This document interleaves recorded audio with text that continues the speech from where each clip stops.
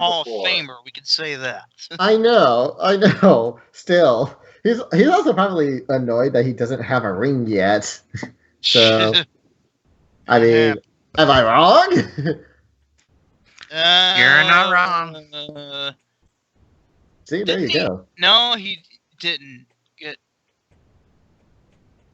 Maybe he was with the bikers that went. No. No, I don't I'll think. look it up really fast. Well, I mean, it's not important, but anyway. I'm just gonna do it real quick. Let's see. All right. Anyway, definitely a very defense-focused team. Yeah. 1-2. Yeah, like a lot of their offensive ratings are in the red, but their defensive ratings are are so many greens, even amongst their guards. Like, holy shit. Well, you also gotta remember it's team base, and then the team average. Yeah, the team that seems to be the comment. Yeah, like there's not a single defensive rating over 100, and even the only red from Daisuke Tenno is still like 96.8, which is not bad. So you gotta remember, as the season's been going down on, teams are becoming a lot more and more defense oriented. Yeah. Yeah, that's what I was gonna say. That seems to be the common thread this year. All the teams are going on defense instead of offense. Yeah. And I still don't know why. I know it theoretically should, but for whatever reason, average defensive rating and average offensive rating are not matching, which, when you think about it, doesn't make sense.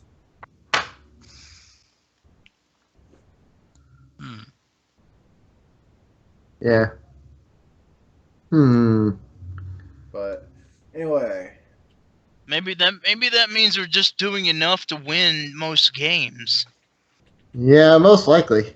Well, offensive rating is how many points for every 100 plays, how many points are you scoring?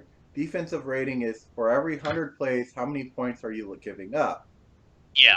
So when you factor that in for the entire league, the amount of points you're scoring for 100 plays from the entire league should theoretically be the same number as the amount of points you're giving up for the entire league. But for whatever reason, they're not matching.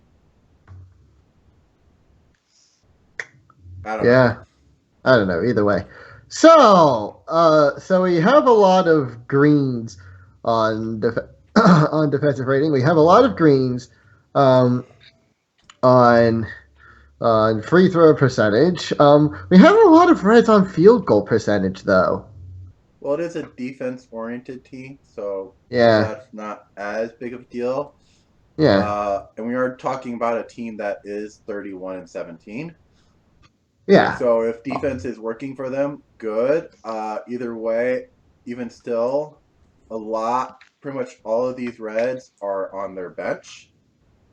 Yeah. So this is another case of, with the exception of Kikovic, but Kikovic's like one of the best defensive players in the league.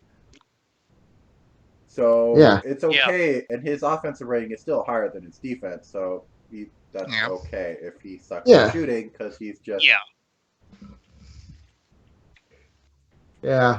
what would we? I guess the next thing is sort of just be like, what would we change? Because again, like a lot of the reds are from the bench. Is that necessarily a stat-based problem, like it was with Williamsburg, or?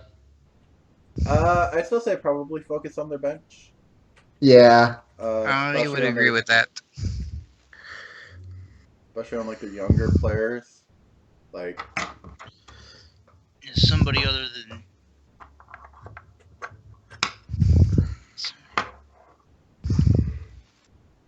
Let's see. The ones field goal percentages are taking two ones with the most points here. Davenport is. The ones with the most points are in green, and that's probably why they're doing okay. Is the ones that are scoring the majority of their points are all green field goal percentage. Yes, so maybe that's why they're doing all right.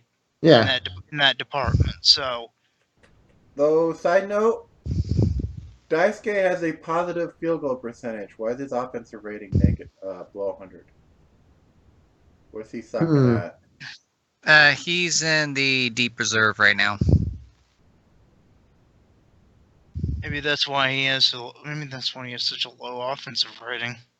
Well, offensive rating should not be about where you play. It's about for every 100 plays you are in, how many points are you getting? So it says either he possibly from his turnovers.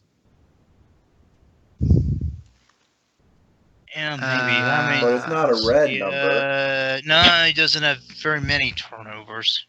Yeah. That's weird. He has more fouls than turnovers. I have no idea why that's not better. So okay, so maybe I can't think of the right word. What they should focus on is the bench as well. Maybe if they get a more stabilized bench, everything might be shaking out a little better for them.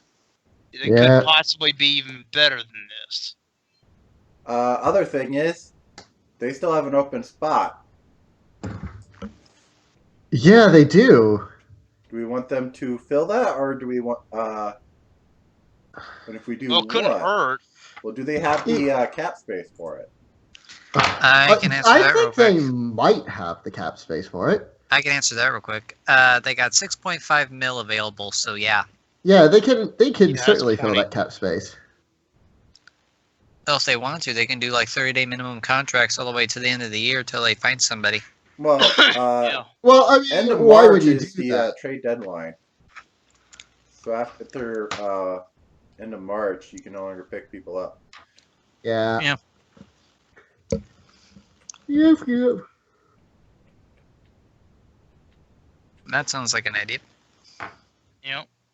Yeah, so fill in that last space and boost the bench a bit. Fill it up with, because that's the thing. Like they have a backup point guard in Samantha. She doesn't shoot very well, but she's a decent backup point guard. Her offensive rating is over 100. Yep.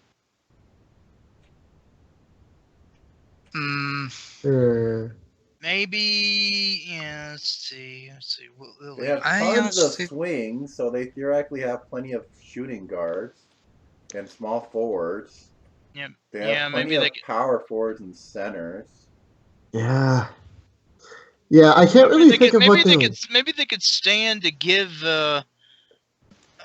some playing time to somebody other than Lily Rose. I mean, she's not bad, but it's not bad.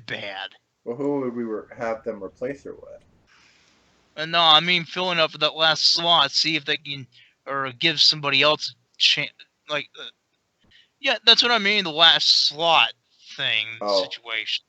Yeah, try to find a forward for that. Okay. Maybe.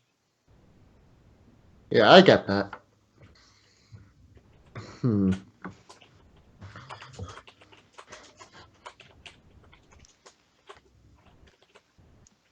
Yeah, heck, Lily's been around for a while. Been around since 2006. This is her 11th year. Kidding. Yeah, 11 years careers are nothing to sneeze at. Yeah. She's been doing good though. She was originally a Clef, then went to the Voodoo for a spell, and then came over to Queens. Yep. Yeah. Anyway, well, I'm sure Daisuke is probably supposed to be her replacement, but he's not doing as well. And yeah, they could probably. They have a lot of swings, but pretty much all their swings are pretty much guard forward, so they could probably definitely use another small forward. Dedicated small forward. Anyway, anything else we want to say about Queens? Boost the bench, look in the D League for backup small forward. That's about it, I guess. Yeah, that sounds familiar. Huntsville, which has slipped a little bit. Yeah, they've had a small slide. They're 25-11 at the third assessment. Since then, they've gone 5-7, and are now 30-18. But they're still not doing horribly, I think, is the main thing to point out. They're in really good shape. I don't see any current injuries for them, so I guess there's no injuries to report on them. Yeah, there are not. There are not. Wendy Brown is in a lot of foul trouble. Well, I mean, lot she's of foul letting trouble, Trout. turnover What do you trouble. She drops the expect? ball a lot of foul so. trouble, a lot of turnovers. Yeah. Let's see, she's leading the team in assists. I mean, She's that's their point guard, so she's their starting point guard. You sort of hope the starting point guard is leading in assists. And Otley is second on the team, so they're most of their. It seems like their assists are spread across the board a little bit.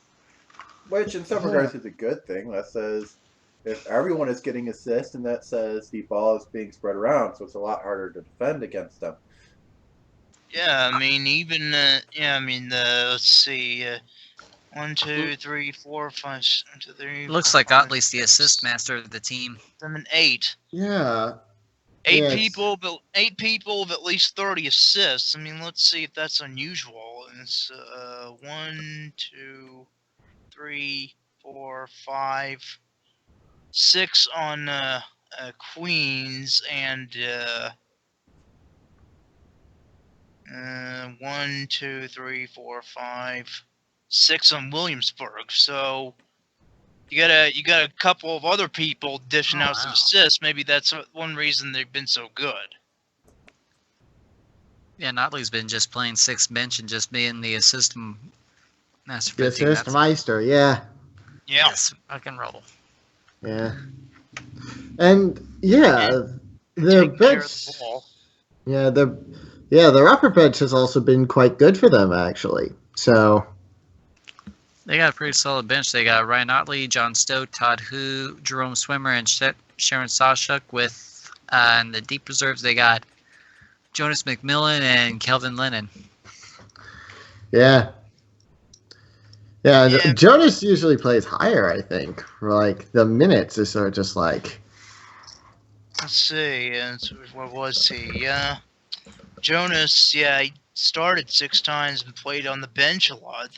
And played 1-3 a lot, 30 times. Yeah. So they've been getting a lot of minutes. However, this team does have quite a few people with fairly low 3-point percentages. Yeah, that is probably an issue, isn't Jonas McMillan is a good example. Otley is probably shooting a bit too many. Well, his is not too bad. Harrison can't do it. Puga can't do it. Maybe we should expect him to do it. Otley is. Wendy's not particularly good at it herself. I mean, she's only. Well, she's better than she was last season. Let's face it. Yeah. Well, I still wouldn't vote her for the 3-point contest, but there it is. No. Yeah. I mean, McCormick and McQuilkin are definitely. Yeah, they can shoot threes all they want. Yeah.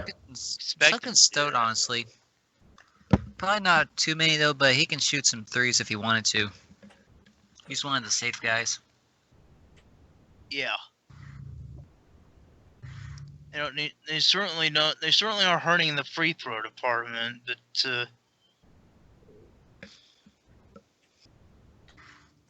So maybe it's just a stretch. Maybe it's just a small stretch of bad luck right now for them because they seem to be pretty solid. Which does happen. Not to mention, I think we just finished up doing the cross-conference games, so that might also be a problem with that because a lot of the teams on the Western Conference are beasts, as we'll get to when we start getting to them. And so, hey, you're facing a bunch of really, really, really strong teams. Well, so your ratings are going to slip a little bit. Yeah, our next team is a Western Conference team, so we'll get into that in a minute or so. Because even if it's before we get to them, it's like, okay, we have Williams, Spring, Huntsburg. Next one, Western Conference, Western Conference, Western Conference, Western Conference, Western Conference, Western Conference. Yeah, Western Conference. The next 7 teams are all in the Western Conference. So goodbye, Eastern Conference. We'll see you later. They called the Eastern Conference this year. Just like it was back in the 2014-2015 season. Well, it sort of slips back and forth. It likes to flip, where it's like one season, one Yeah. conference